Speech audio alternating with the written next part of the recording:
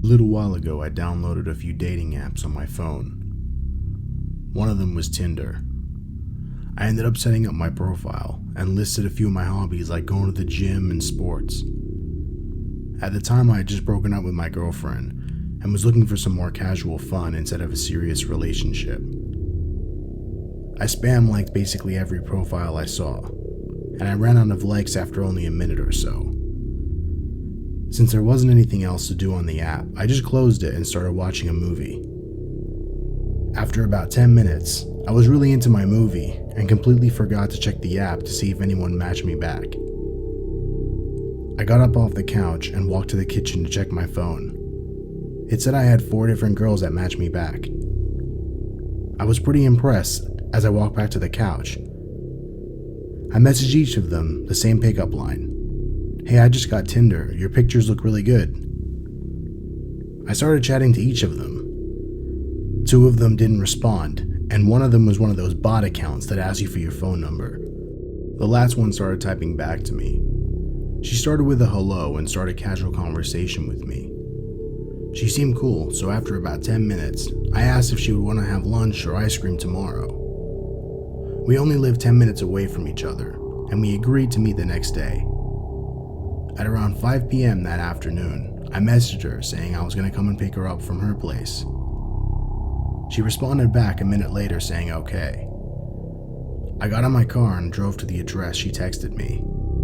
When I was 2 minutes away from her place, I got a message from her saying my brother wants to come outside and meet you before he'll let me go out. I told her that I just wanted to leave and didn't want to stand outside talking to her brother. She told me that he wouldn't let her go out unless he met me first. As I pulled up to the house, I messaged her saying that I was outside. She told me that her brother was going to come outside and talk to me quickly. I didn't want to meet him, but it didn't seem like I had a choice.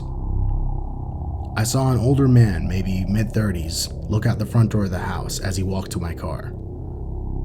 I said hey, and he just responded with, "What's up?"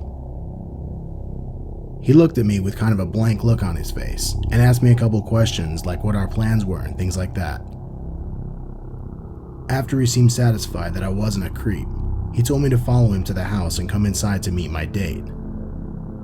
For some reason, I was too shy to say no, since I was worried it might offend him. I started following him towards the house, and I walked inside, and he said he was going upstairs to find his sister.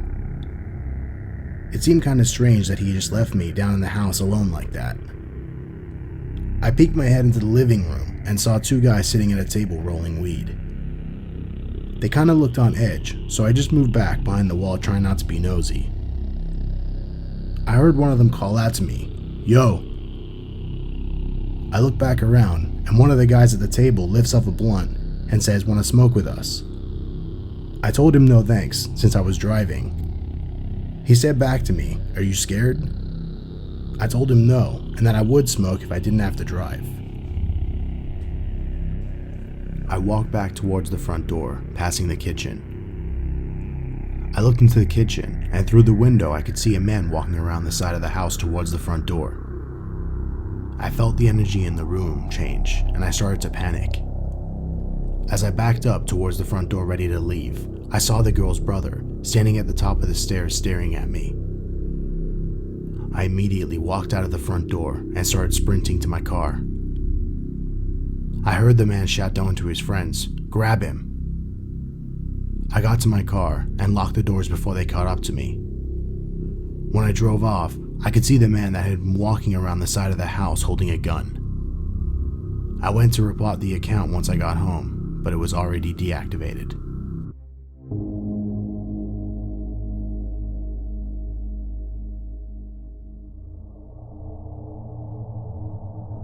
My boyfriend and I at the time were living in this semi-spacious studio apartment that belonged to his dad. We just moved back from England and needed somewhere to stay while we looked for a new place. It was newly renovated and we had to be out of there pretty quickly because his dad wanted to start renting it out.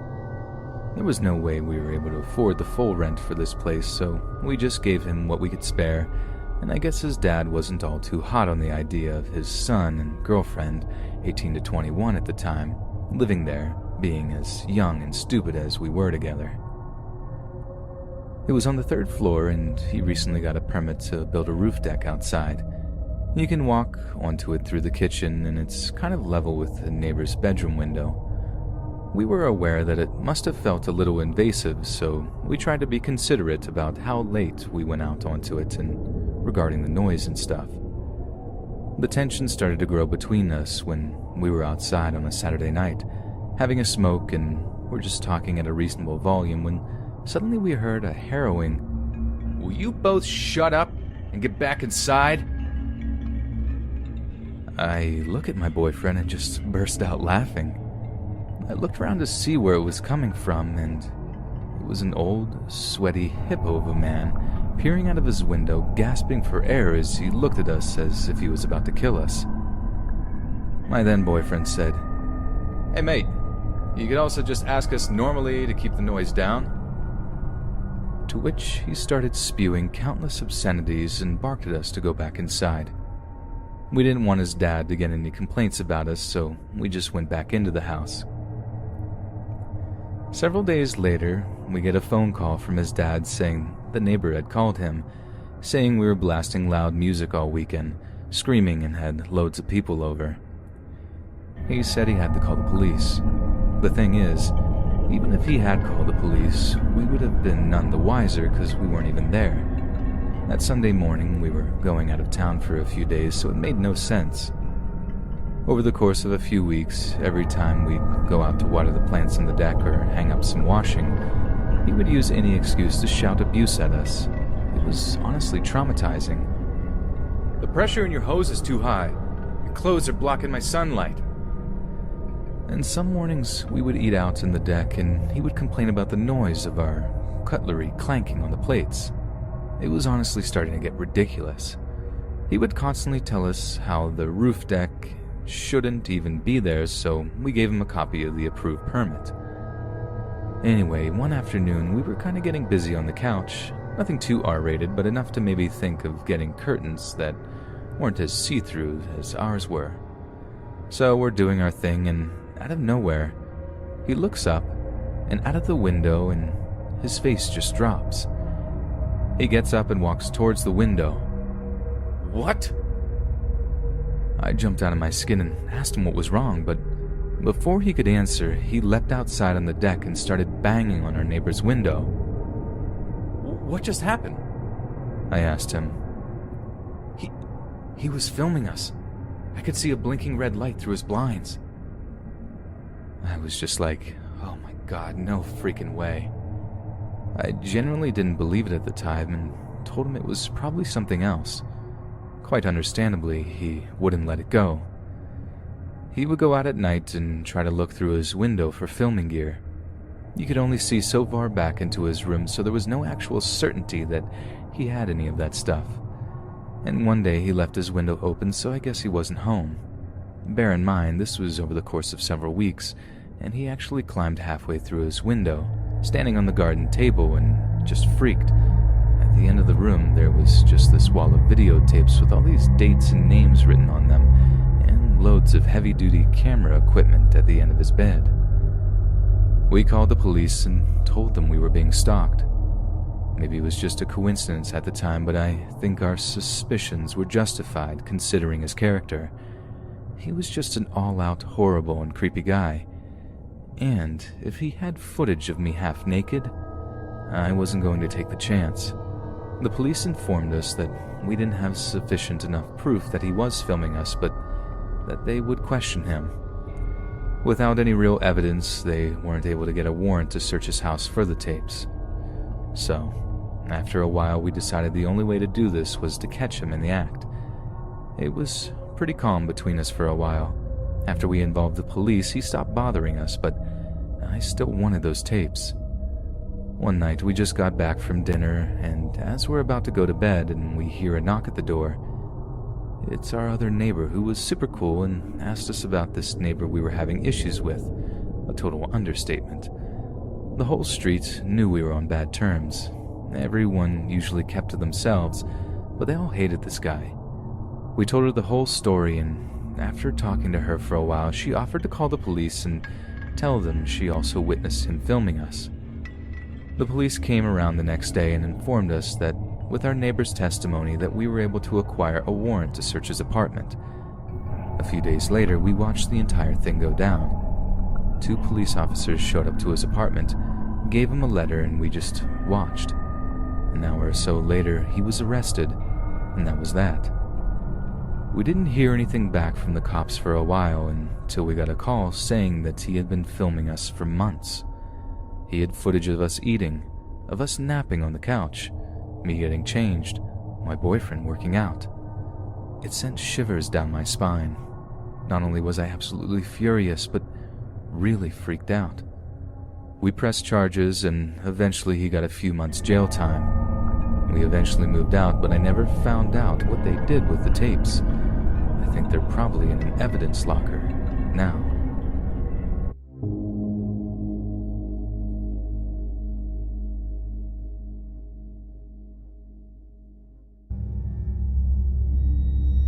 This story is from a female's perspective.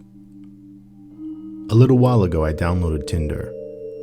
I didn't download it with the thought that I was going to get into any relationships. Just something to do when I was bored and see who matched me back and maybe meet up with some cool people. I matched most of the guys I swiped right and got a cheesy pickup line and stuff like that. One guy I started chatting to stood out from the rest I was talking to.